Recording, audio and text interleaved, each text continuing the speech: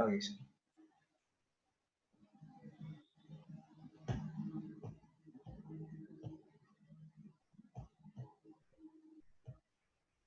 Good evening, everyone. Welcome to the webinar organized by Artham. We have our honorable guest, Advocate Shyamohan sir, with us. He's an alumni of SLS Pune and have 14 years of practice. He's an advocate on record since 2014. Also, he stood as additional standing counsel for our state, Kerala. Welcome, sir. We welcome you to this session. Thank you. Thank you.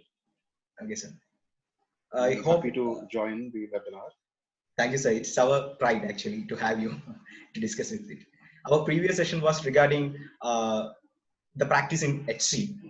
I hope we can begin now. And before start, Okay. I am Sobish Shigesh. I'm a law student from GLC Calicut. Sure. I'm also the founder of this Artham initiative. It's an initiative to promote ADR and legal awareness in our community.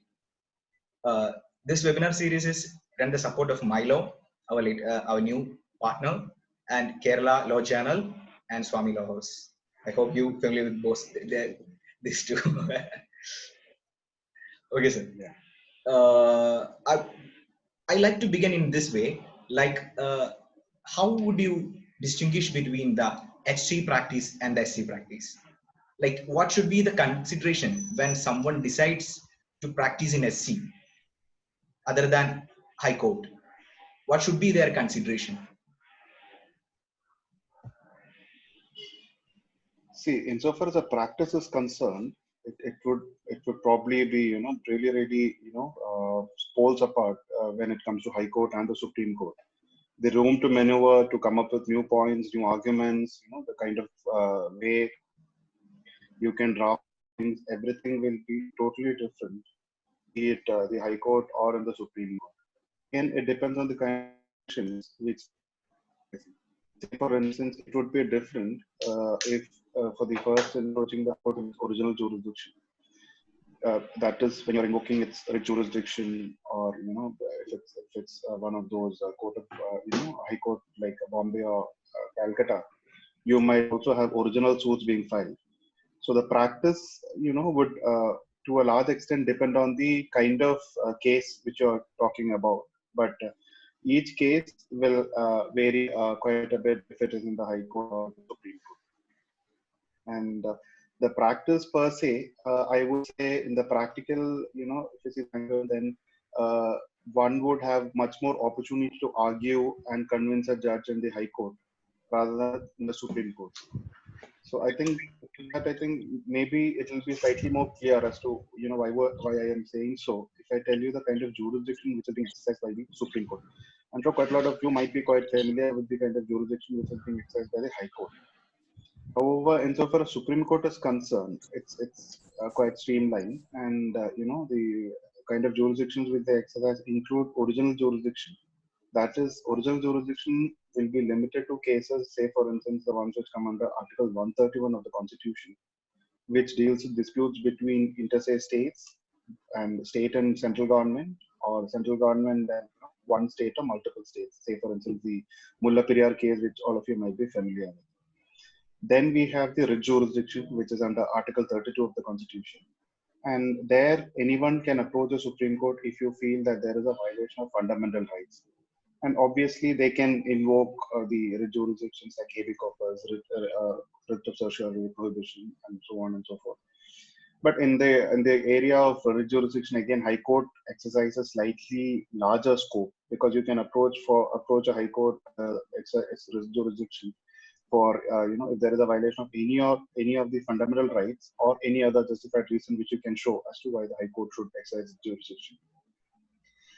Then we have the transfer petitions, where you can approach Supreme Court as a court of first instance when you want to transfer, say for instance, a matrimonial matter which is pending in Bombay to a court in say Cochin, because the husband might be living in Bombay but the wife must be in Cochin. So if wife approaches the Cochin High Court, then the husband can try to say that it will cause me inconvenience if the matter is tried in Cochin, so he can request for the case from Cochin to Bombay.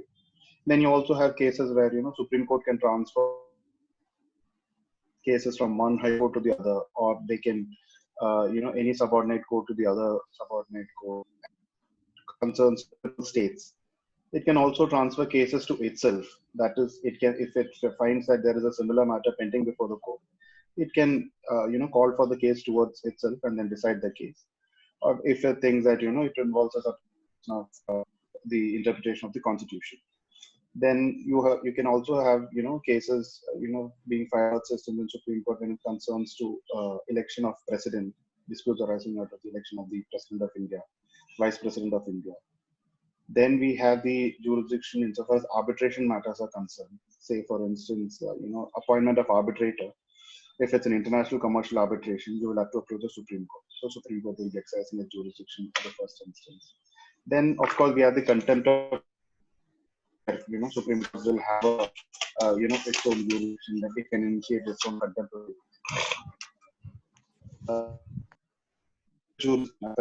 appellate court's jurisdiction. It also acts as an appellate court in certain cases, especially when there are statutes which prescribe that the appeal will lie to the Supreme Court in the first instance. Say, for instance, you take a consumer court matter. So, according to the, if the pecuniary jurisdiction is over a particular level, then directly you file it in the National Consumer Court. In such occasion, you have a first appeal to the Supreme Court.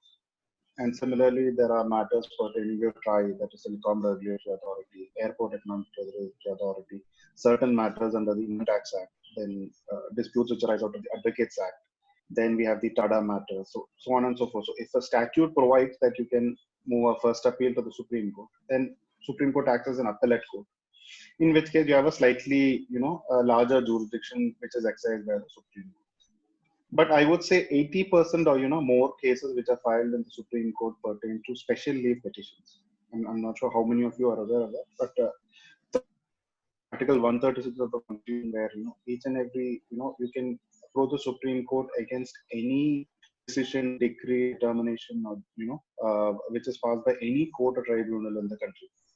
Of course, it is a discretionary jurisdiction. So basically, if there is a case where you don't have any other remedy, that is, you don't have an appeal or review or any other, basically where you've exhausted all your remedies which are prescribed, then you can exercise the special leave. You can appeal for the Supreme Court to exercise its discretionary jurisdiction, which comes under the special leave petitions. So more than 80% of the petitions in Supreme Court comes under the category of special leave petitions, and that's how it is filed. Then we have one more category, that is, as in we have the presidential reference. That is, the President of India can refer certain questions of the adjudicated things that has arisen or will arise in the future for an opinion from the Supreme Court. Then the Supreme Court can sit and decide if that matter requires consideration and give accordingly pass the opinion. Say, for instance, some years back there was an issue where Supreme Court used to interfere in most of the matters where there was no auction being conducted regarding the natural resources being distributed. So the president made a reference to the Supreme Court asking whether auction is the only way by way of which a natural resource can be distributed. So the Supreme Court had opined on it, a constitution then sat and it had passed this opinion.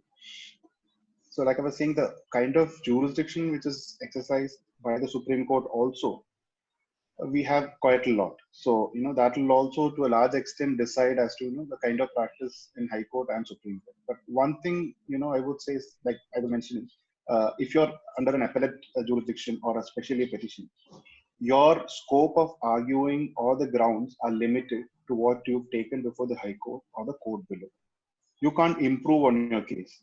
So that is a huge limitation which, as a lawyer in a Supreme Court, you will be experiencing. If you have to bring up any ground or any fact which was not produced before the court below, where an adjudication has already taken place, it will be very difficult. You can, of course, move an application, but the court considering that is very rare. It's not necessary that the court will entertain new grounds or new facts. So that's one of the constraints which you might have when you're practicing in Supreme Court. At the same time, if you're practicing in High Court, you will have much more room to maneuver. You will have much more opportunity to improve your case, add more grounds, probably, factually also bring in more aspects, because the court will be more receptive. I hope I've been able to answer your question to a large extent. Yes. You're completely. You even covered the area of jurisdiction, even though I asked for the distinction between the High Court and HC practice. It's cool, sir. Uh, we always amazed that how the Supreme Court is functioning.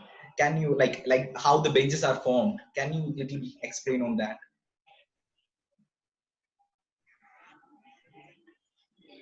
So we have 33 judges as of now, and the Chief Justice, which makes it 34 judges. Normally, Supreme Court sits in benches of two or more. So basically, for a matter to be adjudicated, you will have at least two judges sitting. It could be three, it could be five, or, it will mostly go in odd number. And like I was saying, the kind of jurisdiction which has been exercised around 80% amounts of specially petitions. And normally on a Monday or a Friday, you have petitions which are being listed for admission. So those are called miscellaneous days. Monday and a Friday, you most likely to find at least 60 to 65 cases listed before each of these benches. And mostly it will be matters which are coming for admission, because of which it's called miscellaneous matters. So you like I was saying, you can expect probably a matter to be heard from anywhere between 1 minute to probably even 2 or 3 hours. So the scope of arguing a case when you know that there are 60 cases listed in a day, I'm sure you can imagine. So the arguing and convincing a judge is also a huge task, because you might not really have that much liberty or luxury of time in the Supreme Court is concerned. And we also have something called chamber judges. That is, judges sitting as a single judge, but those are for certain matters which are specifically prescribed, which includes, say, for instance, condemnation of delay, or you have substitution of legal rights, or such applications which might not have huge implication on the judicial aspect of the case. So it's be more of a procedural or technical aspects of the case which should be dealt with. Now, once a matter, say for instance, if a specially petition, normally unlike High Court, you don't have the opposite side being present on the very first occasion. That is, when you're approaching the Supreme Court, you don't really have the opposite side, holding the brief. If you go to High Court, probably, if you're fighting a case against the government, you'll have the government lawyer already there. But in Supreme Court, unless and until the court finds that there is some merit in the case, they can dismiss it outright. They can just to say it in a harsh way, they can throw away the file in no time. But if they find that there is some merit in the case, then they can issue notice to the other side, which means the court has decided, or they felt that there's some merit in your case, and they've decided to hear the other side. Now, at this instance, you might get an interim order, you might not get an interim order, depending on the merit of the case. So once the other side also appears, the court can either dispose of the case immediately if they find it's a short matter, or they can decide to hear it at a taking slightly longer period, which means it goes into the category of final disposal matters, where there'll be a slightly longish hearing in your matter. And of course, in the meantime, there will be completion of pleadings. That is, the other side will be given an opportunity to respond to your petition, and you can request for a further rejoinder to be filed to that. So after the pleadings are complete, mostly it goes into the category of final disposal cases. So the cases can be disposed of at that stage. Or, like I was saying, if it's especially a petition, you are seeking the leave of the court to admit your appeal, which means that it gets converted, if the court agrees with you, it gets converted into a civil appeal or a criminal appeal, which means they can hear it at length, and it goes to the final hearing category. And if it goes to the final hearing category, you will be in the queue. You might have to wait for, say, presently probably around 5 or 6 years for your matter to be. Mostly final hearing and final disposal matters are heard on Tuesdays, Wednesdays, and Thursdays. And of course, matters which will be taken, two judges can refer a matter to a judge bench. 3 judge bench can refer a matter to 5 judges. So, constitution benches can be constituted. So those matters can also be heard at length. Like, for instance, last year, considerable amount of time was spent on the Ayodhya matter, and quite a lot of time was spent on the Shabarimala matter. So there were several matters which they deemed as they felt that required consideration. So obviously those cases were taken out of turn and heard by giving some sort of priority to those cases. Okay, sir. Great. Does that explain the hearing of the general method followed insofar as the Supreme Court hearing is concerned, or do you want to say on any other aspect? Yeah, completely okay, sir, because we are limited to the time. I think we have to cover much more topics, and I think, can you just explain more on the like the AOR designation and the designated senior thing? We are all amazed how the difference of AOR, and there is no such thing in our high courts, and they are only seniors, right? What is the designated senior means, and how's the AOR exam conducted? Like, what are their privileges? Can you please enlighten me on that, sir? Yeah. So advocate on records, like you rightly said, is a category of cases which you find only in Supreme Court, and those are the lawyers who have the privilege of filing cases before the Supreme Court. And like you may be aware, any lawyer who has graduated will have the right to practice in any court in the country. However, insofar as Supreme Court is concerned, the right to file a case has been limited to the advocate on records.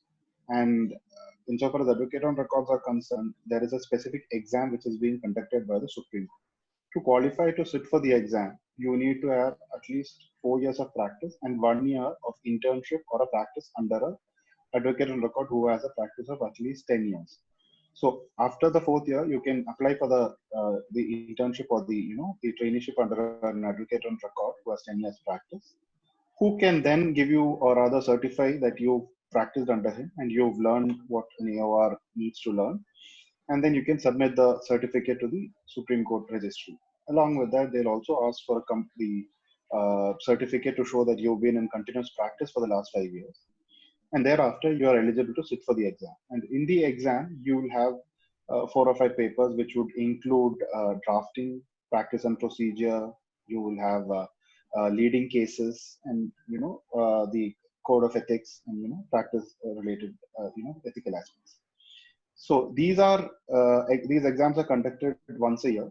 Earlier, it used to be conducted twice a year. Now it's conducted once a year. And of course, the difficult part for people who sit in this exam is that you'll have to write through the entire exam. So a person who's normally put in 5 years into the profession, it's very difficult for them to sit through and write an exam which goes on for 3 hours, and that too trying to put whatever they've gained into that paper within the 3 hours. So that seems to be quite a challenge. And the papers are examined by senior advocates who have been entrusted with that specific job by the Supreme Court. The papers are also set by senior advocates of the Supreme Court. And based on the assessment, the result should be out in, say, 6 or 7 months. And like most of the other exams, you have the opportunity to reappear for some exams if you think that you've done badly for 1 or 2 exams, because there's a basic cutoff which has been prescribed. That option to reappear is also there, where you can not appear in some papers where you've already secured a decent mark. Now, coming to the privilege of being an AOR, I would say it's more of a responsibility, because being an advocate on record, the court is actually entrusting with you extra task to ensure that the petitions are filed in the format in which it is required. The proper verification has been done regarding the veracity of the facts and the grounds. The client has properly attested to what you've advised, and whatever the actual case is. And to put it simply, basically you are responsible for the brief. So if there is anything which goes wrong with the brief, the AOR is the one who's accountable for that. And now coming to the question, so mostly an advocate on record is duty bound to be there for each and every hearing and each and every proceeding, and he is answerable to all the cases. There have been instances where the court has summoned advocate on records when they felt that they are not giving their best to the cases, and there are judgments also in that regard. Now coming to the question of senior advocates. Now senior advocates is a designation or a title which is given by the high courts or the Supreme Court, which is conferred on certain advocates where they think that the advocates have a certain amount of standing, a special knowledge or experience, or they have some ability which according to the court is marks them or keeps them apart. Now this designation is normally given by, like I was saying, the High Court and Supreme Court. Earlier times it used to happen, it used a lot of subjective element used to be there, because the judges had the privilege to, pick and choose as to if they found someone eligible, and if they felt that someone was not eligible. So, considering the fact that the designation did lack a huge amount of transparency into it, there was a petition which was filed a couple of years back by Ms. Indira Jaising, who herself was a senior advocate, challenging the process or the procedure which has been adopted by the courts insofar as the designation of senior advocates are concerned. So, a three-judge bench headed by the then Justice Ranjan Gogoi had delivered a judgment wherein they come out with or streamline the entire process, and they try to unify the process across the country, because each of the high court used to follow a different guideline. So the Supreme Court has tried to bring a certain set of procedure or a guideline which needs to be mandatorily followed by each of the courts insofar as designation is concerned. This now they've included publications. If that lawyer has done any publication, that they've come out with a point system where a lawyer will have an extra advantage if they make some return some publications.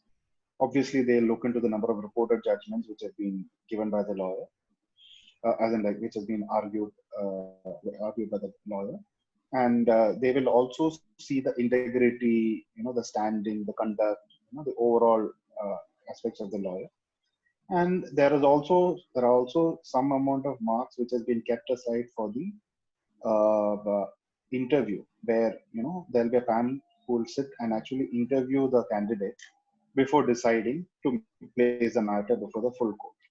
Now, unlike earlier times, the Supreme Court has said that there will be there will be a permanent committee headed by the Chief Justice, two other senior most judges, the Attorney General for the Supreme Court and Advocate General for the High Court, and a member who's nominated by these four to constitute a permanent committee.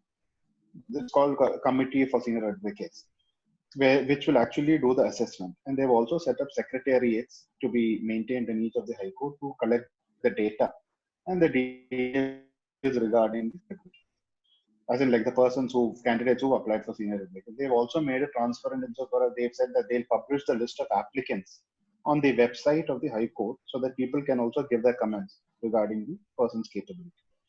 So it has been made quite transparent now, and they've tried to streamline it and evolve a process. So based on that, now the last batch of senior advocates were designated in the Supreme Court. There were around 37 senior advocates designated in the Supreme Court.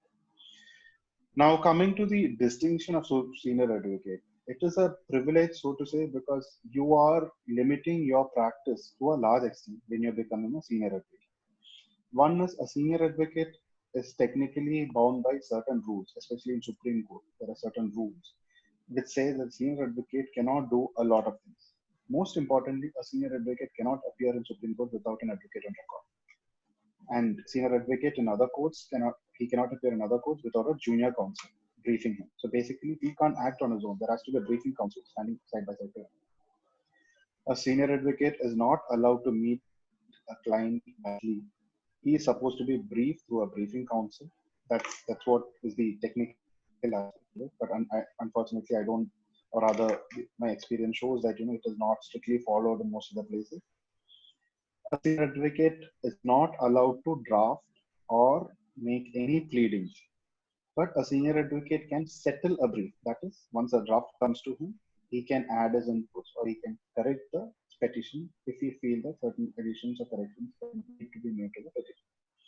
So that's how the senior advocate has limited his work insofar as, because he has a more onerous task towards, or commitment towards the court rather than the client. And he is supposed to be more of assisting the Supreme Court or rather the High Court. And his responsibility to that extent is much higher. Now, when I was mentioning regarding the matters which are being listed on Mondays and Fridays, so as everyone agree, coming to Supreme Court will be the last opportunity for a client, if it is especially, which is the reason why the clients go to any extent and they decide to choose on engaging a senior counsel. Now, when you engage a senior counsel, you are, engaging him for a particular day or, a particular day's argument. And it's not like interesting a brief with them. And obviously, for the fact that they come with their expertise and, their abilities, the kind of fee which a senior counsel charges is also high. So I'm sure you'll be aware that, a senior counsel would be charging anywhere between, say, around 55,000 to around 25 lakhs also per hearing. So that's the kind of fee also you are looking at so far as the senior counsel's charges are concerned. And being the last court, the clients would want ideally, to have a senior counsel if they have the wherewithal to afford a senior counsel. So that's how the practice happens in Supreme Court in senior counsels and AORs are concerned. Okay, thank you, sir. Thank you on that point. We all our questions we asked and you answered is regarding the more or on the practice area. We never give something to our students. There are many students who like to know what should they do in order to get in order to start their practice in the SC. Like, would you recommend a person coming to SC without a trial court practice? It's a one question, and another regarding how should a student should strategize his studies in the meantime if they want to practice in the Supreme Court, and how should they how could they get internship out there, and also please add that judicial clerkship thing. It's not most of the students in the Kerala, it's not very much aware of. I would like you to answer this because we are limited to the time. That's why I'm asking all of this question as a buddy. Sorry for that.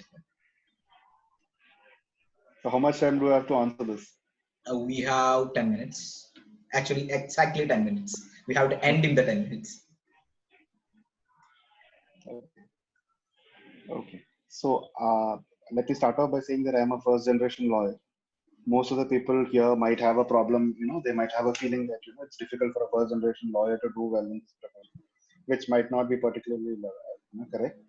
And insofar as I think I'll start with the you wanted to know regarding if there is any particular thing which you need to do insofar as coming to practice directly in Supreme Court is concerned. I would say that ideally it is better if you can have some amount of trial court practice, because that's where the actual law evolves, and that's where your creativity and where you can actually show your legal acumen and bring out your drafting skills, the arguments, the cross examination, the examination of the trial.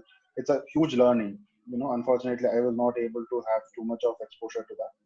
But I did have some exposure to some criminal side trial court lawyer, and also in the High Court. That definitely adds to your value.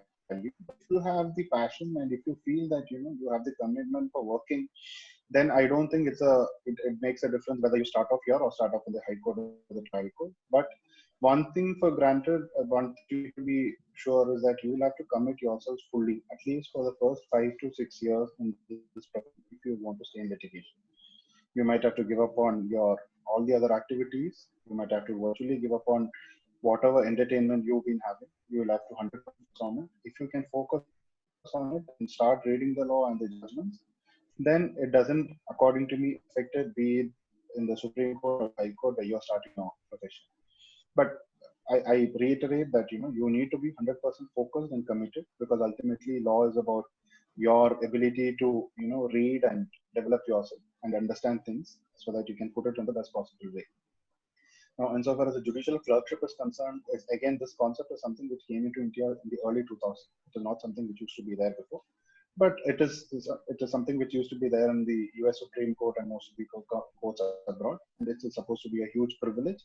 And the kind of learning that you get for a judicial clerk is, quite, you can't really value how much experience you can get.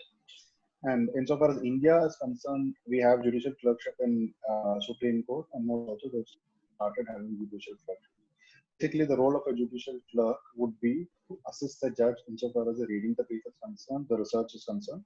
So basically, you will be acting as junior to the senior counsel or to a senior, where you will have to read up on most of the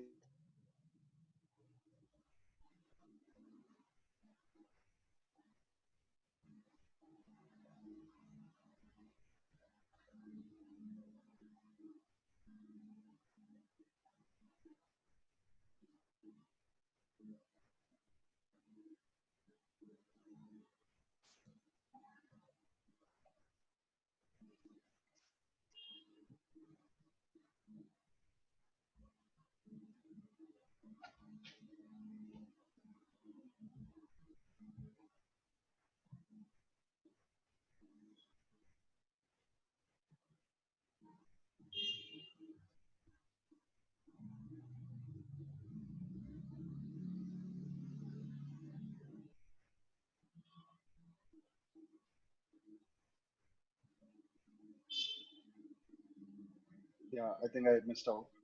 Am I audible now? I think where did I Yes, get cut? you're audible. Yeah, where did I get cut? Any idea? I Uh, think you so. were talking about the judicial clerkship. Yeah, so like I was saying, judicial clerkship is something which will help you if you want to, if you are intending to go on a LLM abroad, especially if you're looking for some scholarship. It will definitely help you, and it will also help you in gaining a lot of knowledge in within a very short time. Because, like I was saying, even if it's High Court or Supreme Court, the number of cases you will end up reading in each day will be much higher compared to what you will be learning as in your 1 year of time. And regarding getting internships, what I was saying was it is very advantageous to start your internship. Make sure you do quite a number of internships because that will help you in figuring out what kind of law you're actually interested in, the way the practice happens, and whether you would be really interested in taking up the career in litigation, or you would be more interested in so far as a corporate law or being an in-house counsel is concerned. Each of these aspects have a huge scope and are equally challenging. Probably the remuneration part might be different, but all these aspects are equally challenging. And I would say that the internship is a place where you can actually figure out whether what aspect you really need to focus on.